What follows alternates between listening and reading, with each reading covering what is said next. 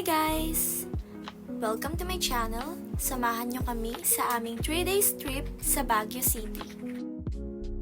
Baka 5 pesos lang yung fishball. Ilang peraso yun, Joy? 8. 8. Tapos 10 piso lang yung kikiyam. Ang laki. Pakita mo yung ano ni ate para pag may mga Ayun nga, kararating lang namin ay nagutom agad kami sa pagkahaba-habang biyahe. Napakamurang street foods, matatagpuan dito lang yan sa Burnham Park sa tabi-tabi. Diet daw. At nag-check-in na nga kami. Sa tutuluyan namin, dito lang yan sa West Burnham Place Condominiums. If you're looking for a place to stay in Baguio, huwag kayong mag-aatubiling kontakin ang Facebook page na Burnham Place Leisure Stay. It is owned and hosted by Miss Janet Benaventura. Talaga namang napakaganda at ang linis ng room. May oven, water container na hindi mo na kailangang magdala, may bidet, at may wifi. At ang talaga nga namang ikinamangha ko ay may emergency kit sila na minsan mo lang makikita sa iba mong pag-i-stayan. And most importantly, sobrang accommodating nga ni Miss Janet. A literal home away from home.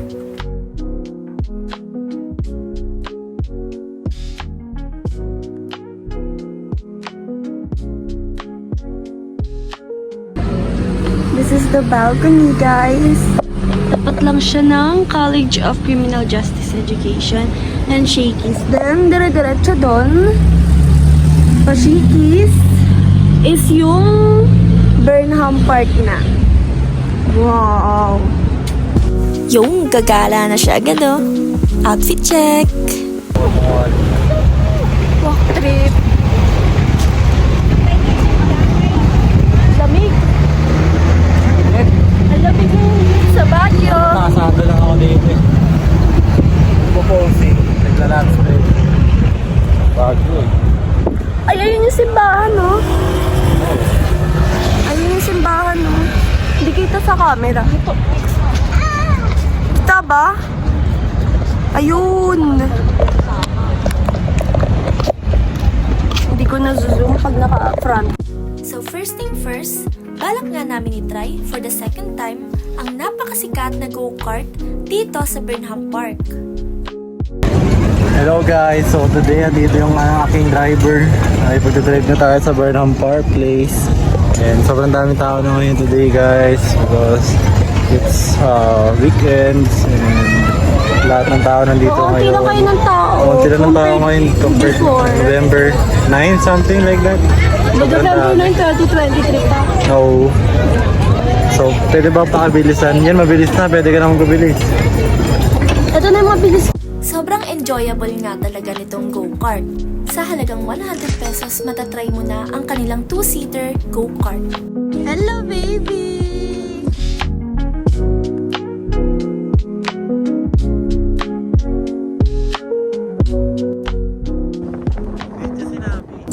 Sabi nga nila, kung saan may masarap ay dapat pinupuntahan. Pero dito sa Baguio, kung saan may maganda ay dapat pinupuntahan.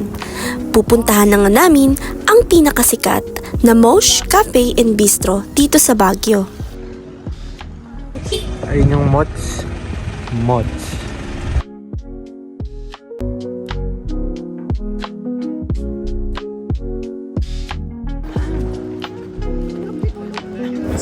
Right under the cafe nga ang kanilang parkingan dito sa Mosh. Tara na at silipin na nga natin ang loob ng cafe. Cozy and gentle ang ambience. Malaki at maraming upuan. Kaya naman pipili ka na lang kung saan mo gustong umupo. Kahit saan dito ay picture-worthy dahil sa aesthetic vibes ng place. Ito ang kanilang menu. For me, very reasonable nga ng kanilang price for their foods. Worth it naman ang gastos mo dahil napakasarap ng kanilang mga foods. And this is a glimpse of what we ordered. Ang ganda-ganda nga ng view dito sa labas ng cafe. I recommend you guys na pumunta rito bandang hapon para makita nyo kung gaano kaganda ang kanilang sunset view.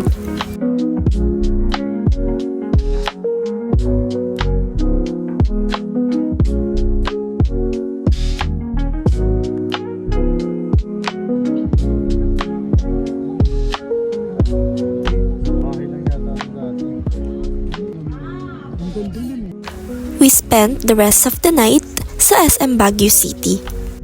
Kahit nga hindi air condition, ang mall na to ay napakalamig. This is the view from the rooftop of the mall. Kitang-kita na nga namin yung fog. Sorry guys, medyo shaky yung camera. Nilalamig na kasi yung nagbibideo. On our second day, we're going to visit the Tamawan village near the Igorot Stone. Hindi kami masyadong nag-film sa Tamawan village. Maulan nung pumunta kami ng Tamawan, kaya naman hindi na namin masyadong na-explore ang lugar. You will definitely enjoy and appreciate the culture and the view of the place. We have art galleries here. They also have a sketching area and a craft shop where you can buy souvenirs for pasalubong.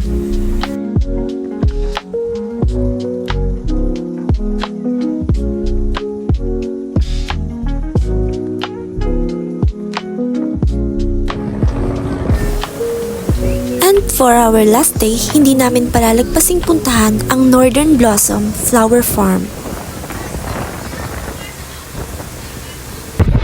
Hi guys, today pupunta kami ng... Ano tayong puntahan natin?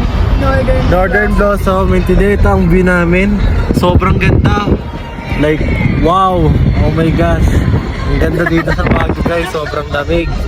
Oh my God. Hindi ko alam kung ilang degrees ngayon, pero tingin ko mga nasa 17 or 18. Mas malamig ngayon nung pumunta kami ngayon kesa nung November. Yun lang, thank you. November last year. Okay. And nandito na nga kami sa Northern Blossom. Ang bilis, char. 2 hours ang biyahe mula sa Baguio City ang Northern Blossom dahil tuktok na ito ng bundok. Ayun, kung ukay-ukay lover ka nga kagaya ko, ay talaga namang matutuwa ka. Bungad pa lang sa'yo ng northern flower ay ukayan na. At makakahanap ka rin dito ng mga souvenir items.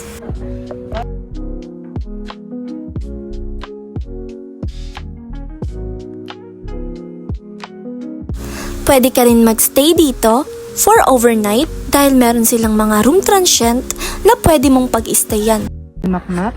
Tapos, yung bulaklak namin, yun lang ang sasabihin ko, na dumaan yung habagat dito na 1 month na habagat plus nung natapos yung habagat at nakatanim na sila ng panibago.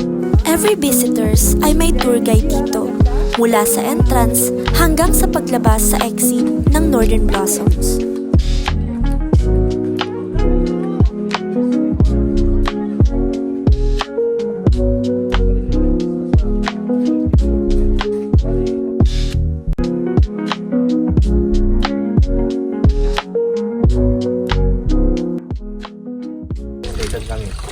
Wag mga ganun po, for extension.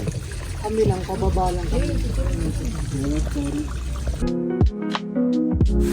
Sobrang gaganda ng mga bulaklak. Ngunit, pumunta nga kami rito matapos lamang ang bagyong Christine. Kaya hindi namin nakita ang full potential, full bloom ng mga flowers.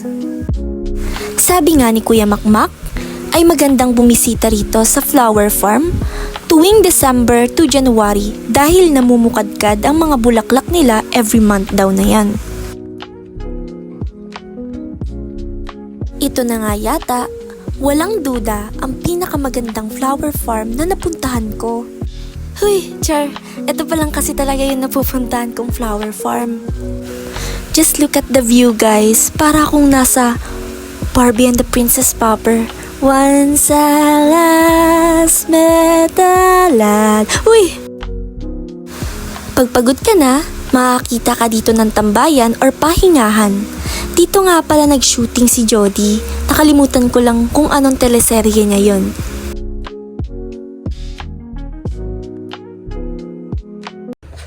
Water break ka muna. Dito may mga snacks silang nabebenta at dito rin pwede kang mag-restroom. Yeah. Right before the exit. And dito ng exit guys, / coffee area.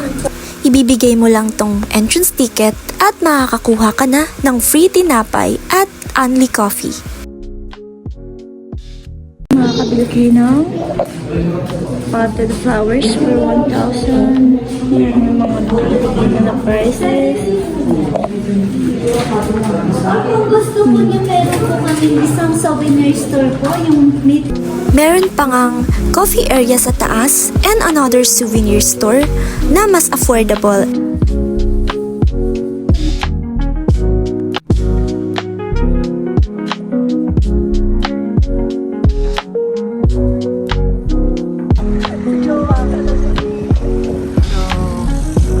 Superman mode.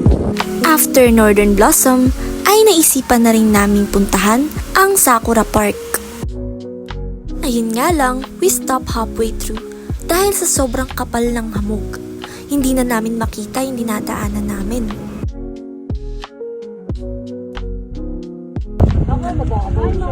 Kala mo mata? Dito lang na makita ang lamig. Lamig kayo. Wow, huwag ka magalo. Wow. Ang lamig. Wala pa kami sa Sakura. Hindi na kami Kailan? tumuloy kasi sobrang hamog. Yes, Hindi sobrang nakita yung daan. Delikado na. Tataling ako. Tataling ka natin.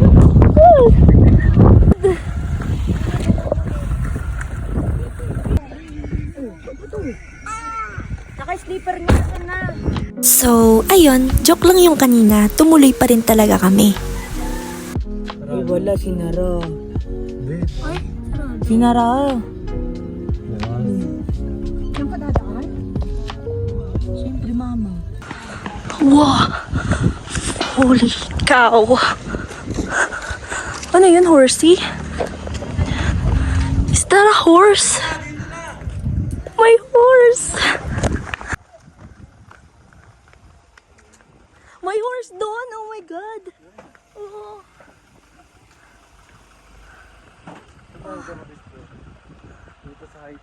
Wow!